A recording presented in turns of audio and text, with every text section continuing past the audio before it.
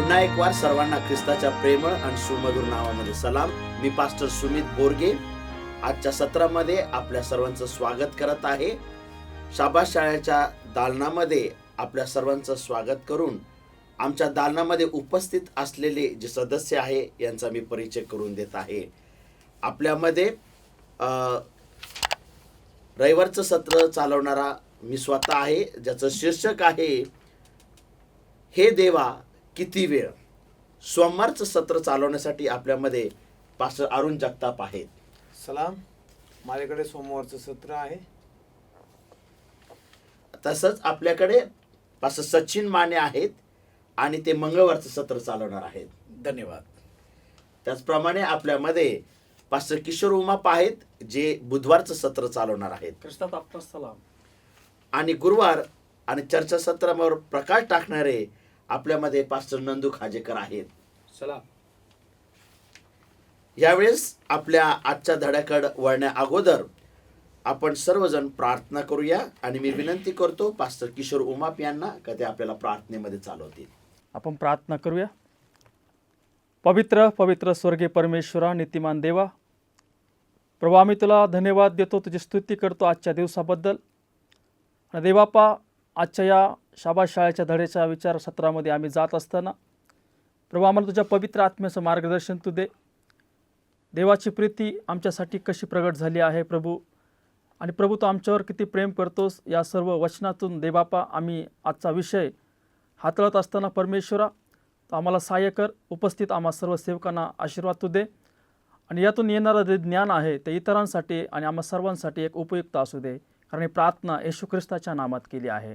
आमेन.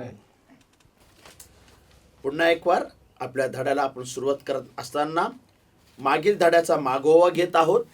गेल्या आठवडी आपण देवाची न्यायाची प्रीती याबद्दल शिकलेलो आहोत आणि या तिमाहीमध्ये आपण बघत आहोत देवाची प्रीती आणि न्याय. आपण गेल्या 5 धड्यांमध्ये देवाच्या प्रीतीबद्दल महानशे धडे शिकलेलो आहोत आणि गेल्या आठवड्यामध्ये देवाच्या प्रीतीच्या न्यायाबद्दल शिकलेलो आहोत, त्याचा परिचय घेतलेला आहे. आणि आपल्यास कळलेलं आहे, किंबहुना आपण विश्वास ठेवलेला आहे का देवाची प्रीती फार महान आहे आणि ती मनुष्य बुद्धी सामर्थ्या पलीकडे आहे. देव स्वतः महान आहे, त्याची प्रीती आघात आहे आणि तो सर्व समंजस, सर्व ज्ञानी आणि सर्वव्यापी आहे.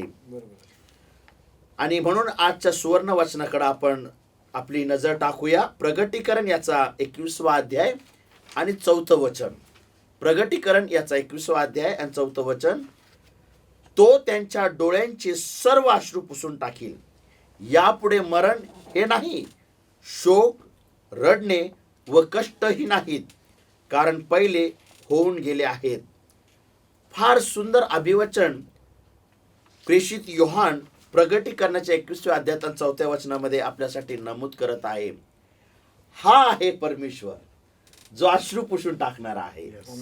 हा आहे परमेश्वर जो मरण कायमस्वरूपी काढून टाकणार आहे. आणि हा आहे परमेश्वर जो पहिल्या सर्व गोष्टी आपल्या आठवणीत येऊ देणार नाही. परंतु ह्या समकालीन युगात आणि पवित्र शास्त्राच्या काळामध्ये जी समस्या लोकांना आणि प्रामुख्याने विश्वासणाऱ्यांना जी भेडसावत आहे ती म्हणजे, जर असा देव आहे जो प्रीती करतो, जो सर्व सामर्थ्य आहे, अशा देवाचं अस्तित्व असताना देखील दुष्टाईचा शिरकाव, मग हा दुष्टपणा का आहे? आणि हा केवळ विश्वासणाऱ्यांना नाही, तर जे नास्तिक आहे, ज्यांचा विश्वास देवावर नाही, यांना देखील ही समस्या भेडसावत आहे. पुष्कळांच्या मनामध्ये पापाचा उगम आणि त्याच्या अस्तित्वाचं कारण हा फार मोठा गोंधळाचा उगम आहे. ते दुष्टाईचे कार्य पाहतात, धिक्कार आणि नाश यांचे भयंकर परिणाम, आणि ते प्रश्न विचारतात की हे सर्व ज्याला सर्वोच्च ज्ञान, अधिकार व प्रीती आहे त्याच्या खाली, म्हणजे त्याच्या ताब्यात असताना देखील हे कसं काय अस्तित्वात असू शकतं. येथे हे रहस्य आहे ज्याचे त्यांना स्पष्टीकरण सापडत नाही.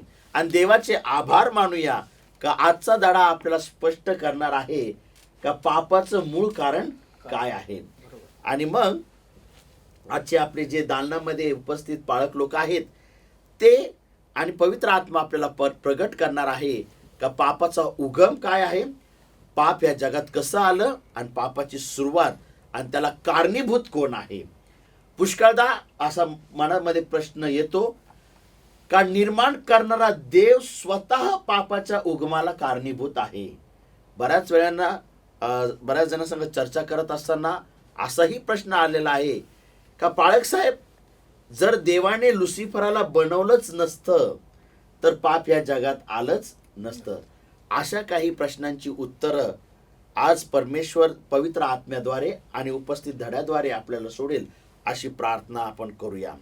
रविवारच्या सत्रामध्ये असं सांगितलेलं आहे, प्रश्न आहे आणि हे प्रश्न त्यांचे आहेत जे पापाचा परिणाम भोगत आहे. म्हणजे एक मानव जातीचा प्रश्न आहे आणि प्रामुख्याने जे सेवा करत आहेत आणि सेवा काळाच्या दरम्यान छळाला सामोरे जावं लागत आहे अशा लोकांना हा प्रश्न आहे.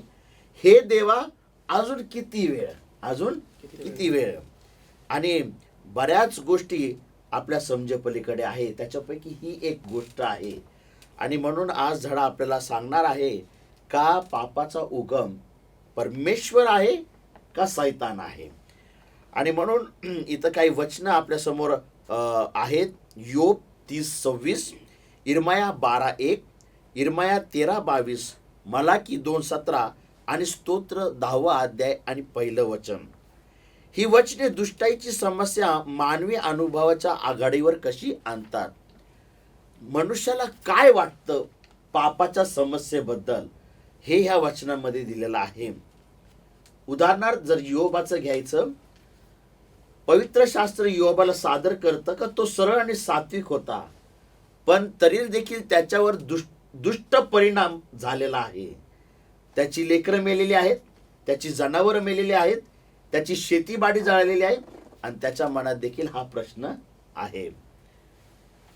मग आपल्याला या प्रश्नांविषयी आपण काही म्हणू आणि सर्वसाधारणपणे दुष्टाईबद्दल आपणास खात्री असाव्यास हवी की आपण दुष्टाई क्षुल्लक मानू नये. दुष्ट ही एक क्षुल्लक गोष्ट आहे, ह्या गैरसमजेमध्ये विश्वासणाऱ्याने जगता कामा नाही. अशाच वेळेस प्रार्थनेद्वारे परमेश्वराकडे जाणं गरजेचं आहे. आणि हा प्रश्न येशू ख्रिस्ताने क्रूसावर दिलेला आहे. फार सुंदर रीतीने येशूने क्रूसावर हा प्रश्न दिलेला आहे. क्रूसावर येशूने स्वतः प्रश्न विचारलेला आहे, माझ्या देवा तू माझा त्याग का केलेला आहेस. येशू ख्रिस्त 100% देव होता आणि येशू ख्रिस्त 100% मनुष्य देखील होता. हा येशूच्या मानवतेचा प्रश्न आहे, दैवीपणाचा नाही. आणि म्हणून पापाचं ओझं, त्या दुष्टाईचा परिणाम येशूवर इतका झाला का त्या क्रूस खांबावर येशूला देखील प्रश्न पडलेला आहे का जर देव असा गुणांचा आहे तर ह्या दुष्टाची अस्तित्व का आहे. कारण का त्याच्या प्रश्नातून असा बोध केला जातो का तो परमेश्वराला विचारत आहे, माझ्या देवा माझा त्याग का केलेला आहेस. मनुष्याला म्हणजे येशूच्या मानवतेला तो प्रश्न होता आणि मानव हे जाणू शकत नाही. परंतु येथे ही आशा आहे, ख्रिस्ताने जे काही क्रूसावर केले त्याने दुष्टाईच्या उगमाचा पराभव केलेला आहे. सैतान आणि शेवटी तो दुष्टाई समूळ नाहीसे करील. स्तोत्र 22:1 मधून येशू हे शब्द बोलतो आणि उर्वरित स्तोत्र विजयाने काय होते, संपते. येशू ख्रिस्ताने या समस्येला क्रूसावर उत्तर दिलेलं आहे. आणि जितकं आपण क्रूसाविषयी मनन करू तितकाच आपला जो गोंधळ झालेला आहे तो गोंधळातून आपण बाहेर येणार आहोत. क्रूसावर येशूने भविष्यातील आशेकडे पाहिलेलं आहे, जी काही वेळेस त्याला दिसली नाही. आणि बऱ्याच वेळेस दुष्टाईची समस्या आमच्यावर एक छाप टाकते, आमच्यावर अशी परिस्थिती घेऊन येते का आम्हाला भविष्यातील आशा दिसत नाही, पण ख्रिस्ताने क्रुसावर ती आशा काय केलेली आहे, पाहिलेली आहे. जेव्हा आपणास आपल्यासमोर आशा दिसत नाही, तेव्हा आपण त्याच्या अनुभवातून समाधान कसे मिळवावे? तर आपण परमेश्वराच्या येशू ख्रिस्ताच्या त्या बलिदानातून आशा मिळवावी. ज्यावेळेस आमच्या प्रश्नाची उत्तरं भेटत नाही, त्यावेळेस आपण ते पूर्ण बलिदान जे येशू ख्रिस्ताने केलेलं आहे, आशाकडे नजर टाकावी, ज्याद्वारे आपल्या उत्तर न भेटलेल्या प्रश्नाचं समाधान होईल. यावेळेस जो सोमवारचा भाग आहे, अशा अनेक गोष्टी आहेत ज्या आपणास ठाऊक नाहीत. या सत्रावर प्रकाश टाकतील पास्टर अरुण जगताप. सलाम सर्वांना. पुन्हा एकदा पास्टर सुमित यांचे आभार मानतो.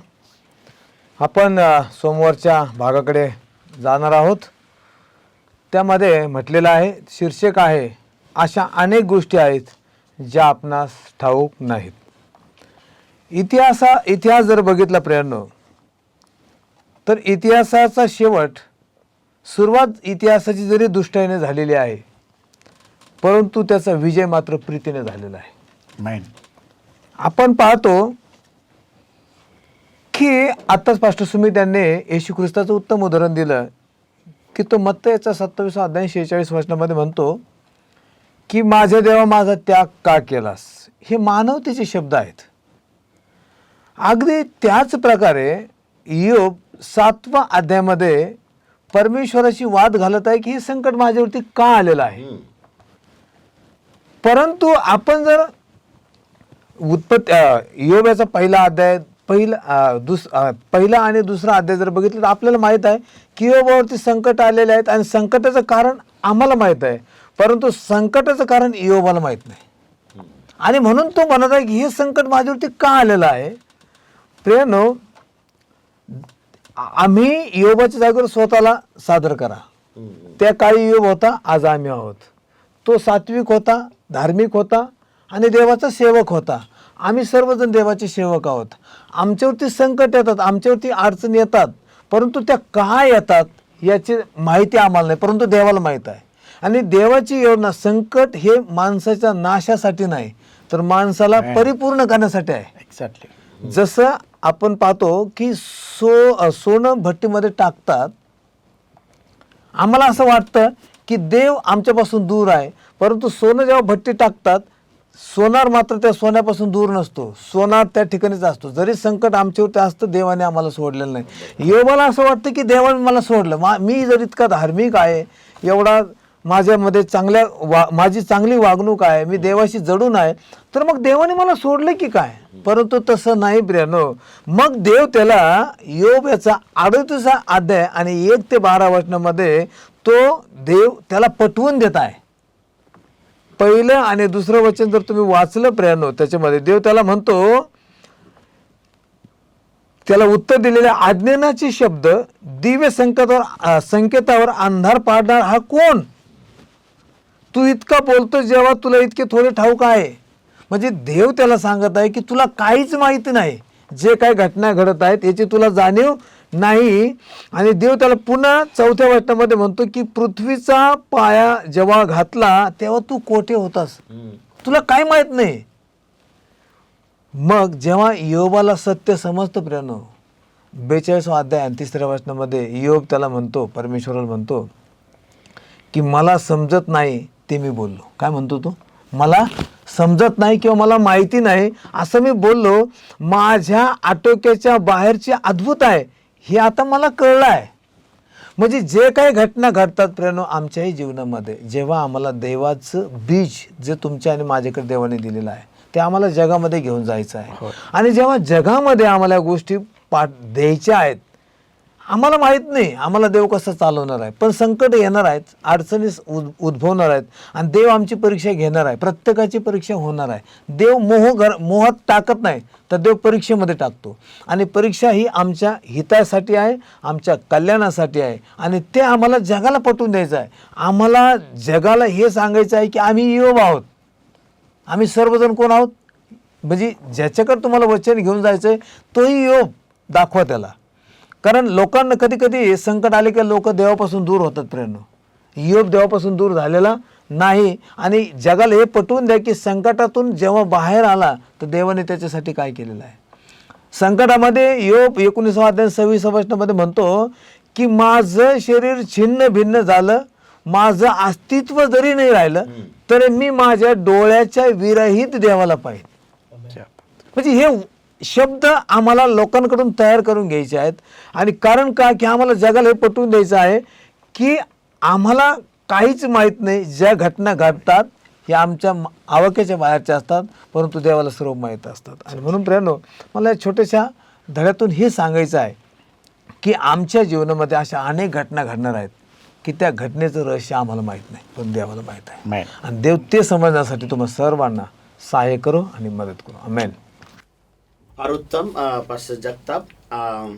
याच्याहून आम्हाला कळून आलेलं आहे की मानव हा मर्यादित आहे आणि देव हा मर्यादित आहे. आणि जर सर्वच प्रश्नांची उत्तरं या पृथ्वीवर भेटली तर आम्हाला स्वर्गाची आस लागणार नाही. आणि म्हणून ज्यावेळेस आम्ही स्वर्गात जाऊ, बऱ्याच प्रश्नांची उत्तरं परमेश्वर आम्हाला देणार आहे. ठीक आहे. आणि म्हणून या धड्यात पुढे जाण्यासाठी जो मंगळवारचं सत्र आहे त्याच्यावर प्रकाश टाकण्यासाठी पास्टर सचिन माने फार आतुर आहेत. Thank you pastor. मनापासून आपले आभार मानतो की आज या मंगळवारच्या विचाराकडे आपण सर्वजण जात आहोत. या चर्चा सत्रामध्ये फार उत्तम अशा पद्धतीने आज आपण पुढे जात आहोत आणि निश्चित याचा लाभ आम्हास आणि आपल्या मंडळामध्ये होणार आहे. आणि आज या मंगळवारच्या मुद्द्यामध्ये आता थोडासा विचार करायला लावणारी घटना किंवा गोष्ट या मुद्द्याकडे आम्हाला पाहायला मिळत आहे. पास्टर सुमित यांनी फार सुंदर असा एक शब्द त्यामध्ये उच्चारलेला आहे. त्यांचे विचार त्यांनी मांडलेला आहात की त्या ठिकाणी म्हटलेलं आहे की तुम्ही फार सुंदर असे त्या लेखक त्या ठिकाणी लिहित आहे की धोका नास्तिकांना दिसत आहे आणि आस्तिकांना नाही. परंतु लेखक थोडंसं जरा इथं आपल्या विचाराला कलांडणी देऊन थोडासा वेगळा मुद्दा इथं खाजेकर साहेब मांडत आहेत. आणि या ठिकाणी या देवाच्या योजनेमध्ये काहीतरी थोडंसं आम्हाला काहीतरी स्पष्टता देवाचं दिसत आहे. आणि या ठिकाणी स्तोत्रकर्ता देखील बऱ्याच काही गोष्टी या ठिकाणी नमूद करत आहे. आणि या ठिकाणी देवाच्या योजनेबद्दल किंवा विचाराबद्दल त्याच्या कल्पनाबाबत या ठिकाणी यशया संदेशात देखील काहीतरी लिहित आहे. आणि स्वतः देव त्याच्याद्वारे बोलत आहे. आणि यशया 55:8 आणि 9 वचनामध्ये देव घोषणा करत आहे. लेखक काय म्हणतो? देव घोषणा करत आहे, देव बोलत आहे. आणि देव म्हणत आहे की माझ्या कल्पना तुमच्या कल्पना नव्हेत, माझे मार्ग तुमचे मार्ग नव्हेत, असे सेनाधीश परमेश्वर म्हणतो. आणि आकाश जसे पृथ्वीवरून उंच आहे तसे माझे मार्ग तुमच्या मार्गाहून अधिक उंच आहेत. आणि या कल्पनेतून आम्ही पाहत आहोत की आज स्तोत्रसंहिता याचा 73व्या अध्यायामध्ये बरेचसे स्तोत्रकर्ता काहीतरी खेद त्याला वाटत आहे. आणि हा खेद वाटत आहे कारण देवाचे विचार आमच्यापासून वेगळे विचार आहेत. आणि स्तोत्रकरिता यामध्ये थोडंसं खंत त्याला काहीतरी दिसत आहे. कारण देव, आम्ही मनुष्य वेगळ्या पद्धतीने विचार करतो, देव वेगळ्या पद्धतीने विचार करत आहे. देवाच्या विचारामध्ये आमचं हित लपलेलं आहे. आणि या ठिकाणी लेखक पुन्हा लिहित आहे की देवाचे विचार आमच्यापेक्षा फार उंच असे आहेत. परंतु दुष्टाईचा मार्ग जर पाहत असता आज जे आस्तिक लोक आहेत, जे धार्मिक लोक आहेत, विश्वासणारे जे लोक आहेत, त्यांच्याबद्दल थोडंसं जरा विचार करायला लावणारी संशयवादी विचार लेखक या ठिकाणी मांडत आहे. कारण प्रचंड पाप आहे. जगातला प्रत्येक काळ जर बघितला पास्टर उमा, की जगातली जी दुष्टाई, जगातली जी पाप आणि जी आजची स्थिती अवस्था जर आम्ही पाहत आहोत तर विचार करणारे आम्हाला देखील प्रश्न पडत आहे की कसं काय होईल. विश्वास डळमळत आहेत. अनेक लोक या जगातला पाप पाहून आज संशय मनामध्ये येत आहे. आणि अशी स्थिती, हेच विचार, ह्या हेतू बघून हा हेतू किंवा उद्देश लेखक या ठिकाणी मांडत आहे. परंतु या ठिकाणी प्रभूजवळ असणे यातच आमचं कल्याण आहे असं स्तोत्रकर्ता लिहित आहे. पाप फार आहे हो, दुष्टाई फार वाढत आहे. परंतु स्तोत्रकर्ता काय लिहित आहे की प्रभूजवळ असणे यात आमचं हित आहे, आमचं कल्याण आहे. देवाकडे उत्तम योजना आमच्यासाठी आहेत. ते कधी कधी आम्हाला आज समजत नाहीत. आपण पालक वर्ग आहोत, सेवा करीत असताना कधी कधी ज्यावेळी संकट येतं त्यावेळी प्रभू असे का, ज्याप्रमाणे योबाने प्रश्न देवाला केला त्याप्रमाणे आम्ही कधी कधी प्रश्न करतो. परंतु स्तोत्रकर्ता जरी त्याला खंत वाटत आहे, दुष्टाई बघून तो बोलत आहे, परंतु त्यातून त्याचे विचार मांडत आहे की प्रभूजवळ असणे यातच आमचे कल्याण आहे. कारण शुद्ध मनाच्या मनावर दया करणारा कोण आहे? देव आहे. आणि म्हणून आज या ठिकाणी परत एक मुद्दा फार वेगळा त्याच विचाराला थोडीशी कलांडणी देत आहे की आज आम्ही ख्रिस्त जगाचे पाप हान करणारा हा देवाचा कोकरा आहे. आणि स्तोत्रकर्ता या जगाच्या दुष्टाईने बेचैन झालेला आहे. परंतु निवास मंडप आणि पवित्र स्थानातील सेवा याबद्दल थोडासा वेगळा लेखक यामधून आम्हाला सावरण्याचा किंवा समजवण्याचा प्रयत्न करताना आम्हाला देखील दिसत आहे. पाप आहे, बेचैनी आहे, अनैतिका आहे, गैर काही भरपूर दिसत आहे, अन्यायपणा दिसत आहे आणि त्याला दुष्टाची प्रगती होत असताना स्तोत्रकर्ता म्हणतो मला दिसत आहे. परंतु आज निवास मंडपामधील जी सेवा आहे, जो न्यायनिवाड्याची निवास मंडपामधली जी सेवा आहे, ज्या न्यायनिवाड्याची ॲडव्हेंटिस्ट लोकांचा जो समज किंवा विचार जो आहे त्या समस्यावर, त्या दुष्टाईवर काय करत आहे? प्रकाश टाकत आहे की आम्ही त्यातून काय शिकलं पाहिजे. निवास मंडपामधून दुष्टाई लोकांना त्या काळामध्ये निवास मंडपामधील सेवा ही देवाच्या निवडलेल्या लोकांच्यावर देवाने त्यांच्या कमजोरीवर केलेला उपाय आहे किंवा देवाची प्रीती आहे. आणि म्हणून ती निवास मंडपामधली सेवा देवाने आमच्या हातामध्ये दिलेली आहे. आणि तिथील प्रत्येक कार्य आम्हाला दिसत आहे. पश्चाताप दिसत आहे, प्रायश्चित दिसत आहे आणि त्यातून ख्रिस्त आमचा तारणार आहे हे आम्हाला प्रत्येक सेवा त्यातून दिसत आहे. कारण निवास मंडपामधील प्रत्येक कार्य ख्रिस्ताकडे आमचं बोट करत आहे आणि दिसत आहे. आणि म्हणून दुष्टता इतकी झाली आहे की विश्वास ठेवणाऱ्याला आज कठीण होत आहे. परंतु बांधवांनो, आज ऐकणाऱ्या सर्व आमच्या मंडळांनो, देव आज या मुद्द्यातून आम्हाला एकच सांगत आहे, स्तोत्रकर्ता आम्हाला बोलत आहे की जर तुम्ही प्रभूजवळ आहात तर निश्चित आमचं हित आणि कल्याण त्यामध्ये आहे. प्रभू हे समजण्यासाठी आम्हाला सहाय्य करो. धन्यवाद. फार सुंदर मुद्दा पास्टर सचिन माने यांनी आपल्या समोर मांडलेला आहे. आणि येशूवर विश्वास ठेवणाऱ्यांच्या मनामध्ये ज्या वेळेस संशयाचा विषय येईल त्यावेळेस आपण निवास मंडपाच्या सेवेचा जर अभ्यास केला तर आपलेही बोल असेच असणार आहे जे बाप्तिस्मा करणाऱ्या यवनाचे आहेत. हा पहा जगाचे पाप हरण करणारा देवाचा कोकरा. म्हणजे दुष्टाईच्या समस्येवर उपाय केवळ येशू ख्रिस्त आहे. आणि म्हणून येशू ख्रिस्तावर संग राहणे म्हणजेच दुष्टाईच्या समस्येवर उपाय मिळवणे होय.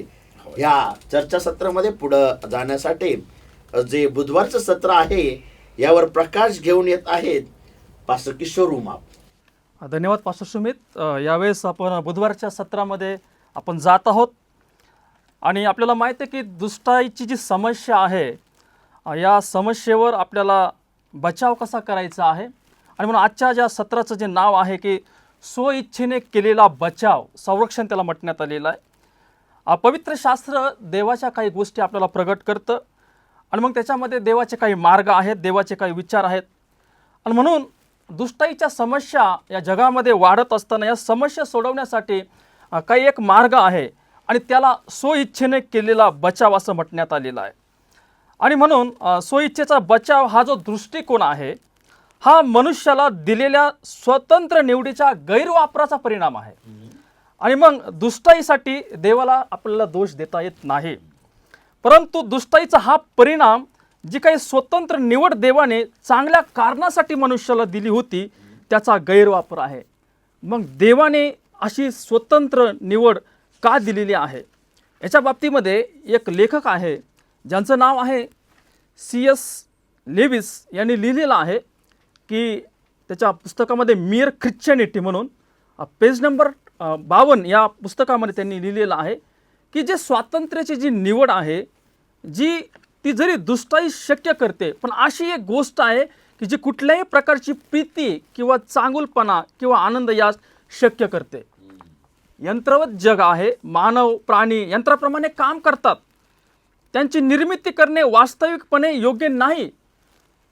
जो आनंद देव आपल्या उच्च निर्मितीसाठी आकारास देतो तो आनंद म्हणजे स्वतंत्र असणे आणि स्वयंपूर्तीने त्याच्याशी जोडले जाणे, एकमेकाशी जोडले जाणे, असं लिखाण त्या पुस्तकामध्ये करण्यात आलेलं आहे. आणि म्हणून ही दुष्टाईची समस्या सोडवण्यासाठी हा जो मार्ग आहे, स्वतःच्या इच्छेने केलेला जो बचाव आहे, याच्यामध्ये जे निवड स्वातंत्र्य त्या ठिकाणी देण्यात आलेलं आहे, त्या विचारामध्ये लेखकाने या ठिकाणी प्रीती, चांगुलपणा, आनंद याबद्दल शक्यता वर्तवण्यात आलेली आहे. प्रेरणा, आपण उत्पत्तीचा 2रा अध्याय आणि 16 ते 17 वचन आपल्याला हे प्रदर्शित करतात की नैतिक स्वातंत्र्य काय आहे, है नाही. आणि या ठिकाणी आपल्याला माहिती आहे, आपले आद्य जे आहेत आदम आणि हवा यांनी त्या ठिकाणी जे पाप केलेलं नैतिक स्वातंत्र्याचा गैरवापर कशा पद्धतीने केलेला आहे. आणि म्हणून दुष्टाईची समस्या तिथं आली. देवाने निश्चितच या दोन्ही मनुष्याला एदेन बागेमध्ये ठेवलं, मशागत करण्यासाठी ठेवलं. बऱ्या वाईटाचं ज्ञान करून देणाऱ्या झाडाबद्दल त्यांना सांगितलं, परंतु त्या झाडाचं फळ त्यांनी त्या ठिकाणी खाल्लेलं आहे. आणि देवाची आज्ञा होती, ज्या दिवशी तू खाशील त्या दिवशी तू काय होशील, मरशील, असं म्हटण्यात आलेलं आहे. आणि मग हे मनाई केलेलं झाड ज्यावेळेस त्या ठिकाणी आदम आणि हवाने खाल्लेलं आहे, आमच्या या ग्रहामध्ये आणि या पृथ्वीमध्ये एक प्रकारची दुष्टाई भरून आलेली आहे आणि त्याचा भयानक परिणाम त्या ठिकाणी झालेला आहे. आणि मग अनेक प्रकारचं पाप झालेलं आहे. आणि आदामाच्या नंतर, हवेच्या नंतर आपल्याला पाहायला मिळतं त्या ठिकाणी 2 बंधूमध्ये त्या ठिकाणी झालेलं आहे. आणि त्याच्यामध्ये काईन आणि हाबेलचा काय केलेला आहे, खून केलेला आहे. आणि मग पतन झालेलं आहे. याचा अर्थ हा आहे की आदाम हवा यांच्या गैरवापरामुळे पाप आणि दुष्टाईचा सामना आला आणि दुष्टाईचा इतिहास या जगामध्ये काय झालेला आहे, सुरुवात झालेला आहे. आणि म्हणून पवित्र शास्त्रामध्ये अनेक नैतिक इच्छा आहेत. नैतिक इच्छेची सत्यता आपल्याला पाहायला मिळते.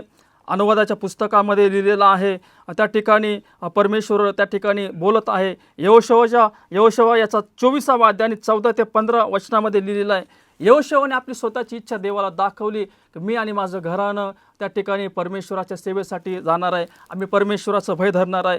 दाविदांनी त्याच्या स्तोत्रसहिता 81व्या अध्याय आणि 11 ते 14 वचनामध्ये दाविदाने शेवटी त्या ठिकाणी परमेश्वराच्या आत्म्याने लिहिलं की परमेश्वर म्हणतो, माझे लोक जर माझे ऐकतील किंवा इस्रायल जर माझ्या मार्गाने चालेल तर किती बरं त्या ठिकाणी होणार आहे.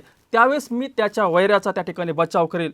यशाया पण संदेष्टा याचा 66वा अध्याय आणि 4थ्या वचनामध्ये तिथं लिहिलेलं आहे, माझ्या दृष्टीने जे वाईट ते लोकांनी केलं आणि मला जे नापसंत ते त्यांनी काय केलं, पसंत केलेलं. म्हणजे शेवटी लोकांनी त्यांच्या नैतिक इच्छेचा काय केलेला आहे, गैरवापर केलेला आहे. प्रियानो, स्वतंत्र इच्छा मनुष्याला दिली. पास्टराने त्या ठिकाणी आपल्याला माहीत नाही की स्वतंत्र इच्छा आपल्याला आहे, म्हणूनच आपण मानव प्राणी आहोत. नसल तर मग आपण त्या ठिकाणी यंत्र पण आपल्या जगामध्ये आहेत, आहे का नाही. आणि आपण मग यंत्रासारखे असतो किंवा आपल्याला कोणीतरी ऑपरेट केलेलं असतं, म्हणून आपण मनुष्य आहोत, म्हणून आपल्याला बुद्धी आहे. पण आपल्याला माहीत आहे की विज्ञानाच्या जगामध्ये रोबोट आलेत.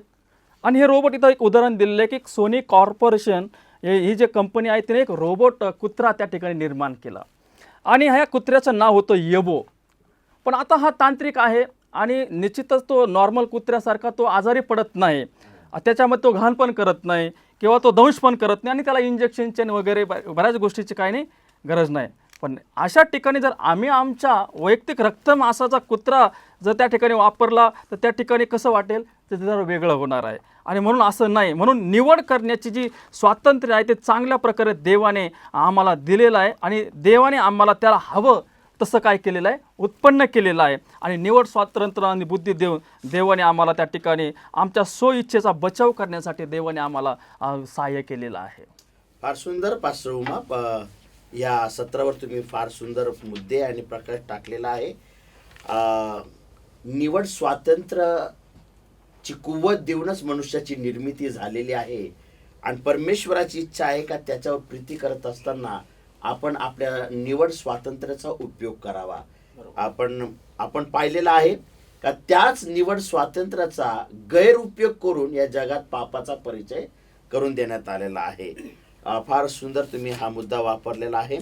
आणि आमचे प्रेक्षक जे आज ऑनलाईन बघत आहेत, आपण जाणून घेऊया का निवड स्वातंत्र्य तारणाच्या योजनेमध्ये किती महत्त्वाची गोष्ट किंवा तिचा भाग किती सुंदररित्या तिचा भाग पार पडत आहे. आणि म्हणून या सत्रामध्ये पुढे जाण्यासाठी गुरुवारच्या सत्राकडे जात असताना मी पास्टर नंदू खाजेकर यांना विनंती करतो का ते गुरुवारच्या सत्रावर आणि चर्चा सत्रावर प्रकाश टाकतील. Thank you pastor Sumit. Pastor Kishor Umap यांच्याशी संलग्न आजचा माझा मुद्दा आहे. त्यांनी जो काय मथळा मांडलेला आहे त्या मथळ्यातलं थोडंसं काही भाग या ठिकाणी पाहायला मिळतं. आणि प्रीती आणि दुष्टाई म्हणजे थोडक्यात प्रकाश आणि अंधकार. देवाने मनुष्य निर्माण केला आणि आपल्या सर्वांना माहीत आहे आदाम आणि हवा यांना ज्यावेळेस एदेन बागेमध्ये ठेवण्यात आलं, परमेश्वराने त्यांना बजावून सांगितलं, म्हणजे देवाने मनुष्य निर्माण केला परंतु त्याला स्वतंत्रपणे निवड करण्याची बुद्धी दिली. कारण आदाम आणि हवा यांनी भीतीपोटी नव्हे तर स्वइच्छेने परमेश्वराचा आदर करावा अशी परमेश्वराची इच्छा होती. आणि म्हणून त्यांना परमेश्वराने निर्माण केलं आणि त्या बागेमध्ये ठेवलं. त्या अगोदर पापाचा परिचय होण्या अगोदर परमेश्वराने त्यांना सांगितलं होतं. मात्र त्यांना स्वातंत्र्य दिलं परंतु त्यांना सांगण्यात आलं, स्वातंत्र्य दिल्याच्या नंतर सांगण्यात आलं की तुम्ही काय करावं आणि काय करू नये, तुम्ही काय करावं आणि काय करू नये हे मात्र त्यांना सांगितलं होतं. जेणेकरून ते स्वातंत्र्य परमेश्वराने त्यांना दिलेलं आहे त्या स्वातंत्र्याचा गैरवापर होणार नाही म्हणून परमेश्वराने त्यांना सांगितलं की तुम्ही काय करावं आणि काय करू नये. म्हणून परमेश्वर त्यांना म्हटला की या सर्व बागेतील झाडाचे फळ येथेच खा, येथेच खा, परंतु जे बागेच्या मध्यभागी असलेलं जे झाड आहे बरं आणि वाईटाचं ज्ञान करून देणारं झाड, त्या झाडाचं फळ तुम्ही खाऊ नये. बरोबर. काय करावं आणि काय करू नये हे परमेश्वराने त्यांना सांगितलं. कारण परमेश्वराला माहीत होतं की त्या झाडाचं ज्यावेळेस ते फळ खातील, बऱ्या आणि वाईटाचं ज्ञान करून देणारं झाडं फळ खातील, त्यावेळेस त्यांना वाईटाचा पापाचा परिचय होईल. पण परमेश्वर त्या ठिकाणी ते झाड त्यांच्यापासून लपवू शकत होता की नाही पास्टर स्वामी? लपवू शकत होता. पण परमेश्वराने का लपवलं नाही? कारण परमेश्वराने त्यांच्या स्वातंत्र्याचा आदर केलेला आहे. आणि म्हणून परमेश्वर आपल्या स्वातंत्र्याचा आदर करतो, पण त्याचबरोबर परमेश्वर आपल्याला दाखवून देतो चांगलं काय केल्यानं काय होतं आणि काय करावं किंवा काय करू नये. आणि म्हणून या धड्यातून आपण, या मथळ्यातून आपण शिकत आहोत. तसंच थोडासा पुढं गेलं तर आपण पान नंबर 87, स्वतंत्र इच्छेशिवाय प्रीती नाही आणि जर देव प्रीती आहे तर मग हे स्पष्ट दिसते की देवाला प्रीती रद्द करणे हा खरोखर पर्याय असू शकत नाही किंवा प्रीतीच्या अस्तित्वासाठी स्वातंत्र्याची गरज आहे. जर समजा एखाद्याला किंवा आपल्याला प्रीतीपासून शेवट ठाऊक आहे तर जसे देवाला आहे तसे त्याने आम्हास आमच्या स्वातंत्र्यापासून मुक्त करावे अशी आमची इच्छा नसती. सरते शेवटी कोणाला प्रीतीहीन विश्वात राहण्यास आवडले नसते. बघा किती सुंदर या ठिकाणी लेखकाने विचार मांडलेले आहेत. मग जर स्वतंत्र इच्छा आपल्यामध्ये नसती तर आपल्यामध्ये प्रीतीच नसती, आणि जर प्रीती नसते तर मग या प्रीतीहीन विश्वामध्ये, या प्रीतीहीन जगामध्ये राहण्यास आपल्याला आवडलं नसतं. आता शुक्रवारचा जो मथळा आहे त्यामध्ये पान नंबर 88 मध्ये, जरी त्याला स्वर्गातून बाहेर टाकण्यात आले तरी सार्वकालिक ज्ञानाने सैतानाचा नाश केला नाही. सैतानाला जरी त्या स्वर्गातून बाहेर टाकण्यात आले तरी देवाने त्याचा ताबडतोब नाश केला नाही. देव करू शकत होता, परंतु देवाने सैतानाला त्याचं स्वातंत्र्य वापरण्याचा अधिकार दिलेला आहे.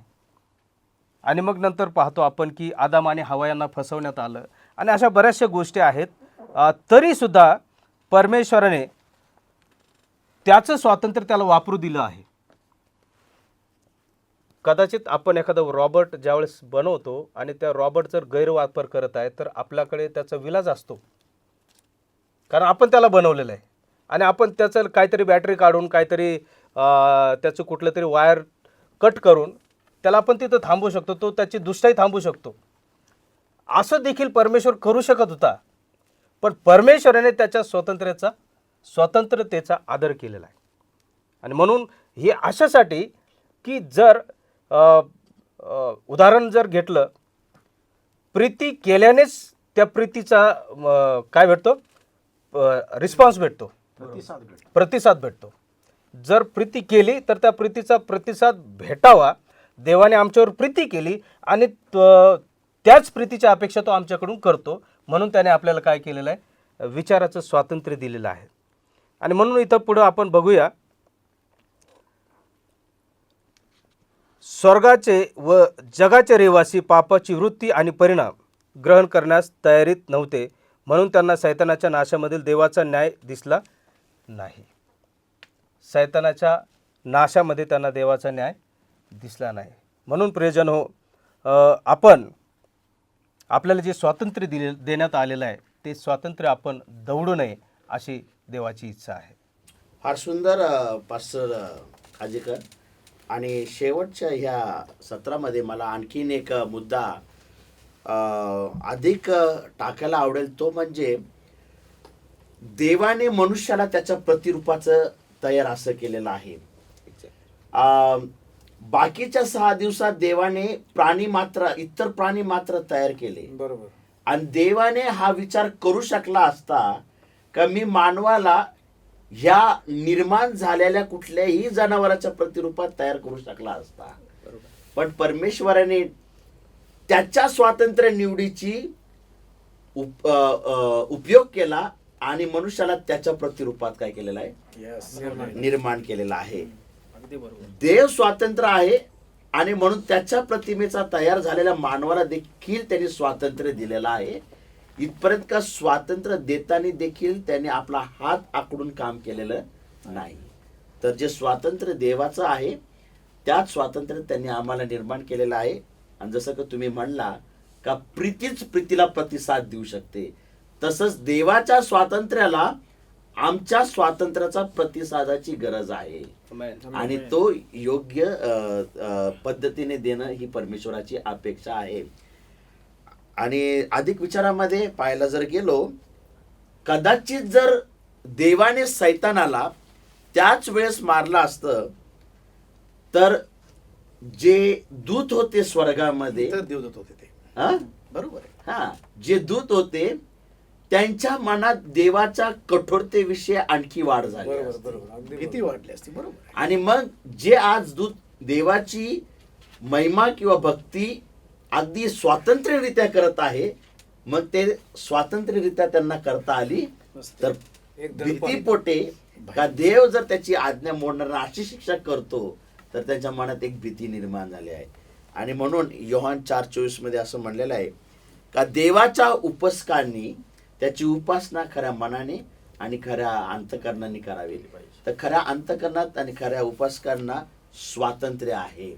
परमेश्वर बाप हा धडा आणखीन चांगल्या रीतीने आपण संबंध सहाय्य करू. आपण एक वाक्य निष्कर्षाकडे जात आहोत. आणि जो रविवारचं सत्र आहे, हे देवा किती वेळ, तर हा प्रश्न आहे जो धार्मिक परमेश्वराला काय करत आहे, विचारत आहे. आणि देवाचं उत्तर आहे आणखी थोडा वेळ, आणखी थोडा वेळ. आणि लवकरच आपल्याला परमेश्वर या संकट, या दुष्टाच्या समस्येवर एक पूर्ण उत्तर देणार आहे. त्याने उत्तर दिलेलं आहे क्रूसखांबावर, पण ते ज्या उत्तराला सुरुवात झाली आहे ते उत्तर पूर्ण होणार आहे ज्यावेळेस येशू ख्रिस्त पुन्हा येणार आहे. थँक्यू. हा जो माझ्याकडे मथळा होता सोमवारचा, अशा अनेक गोष्टी आहेत ज्या आपणास ठाऊक नाहीत.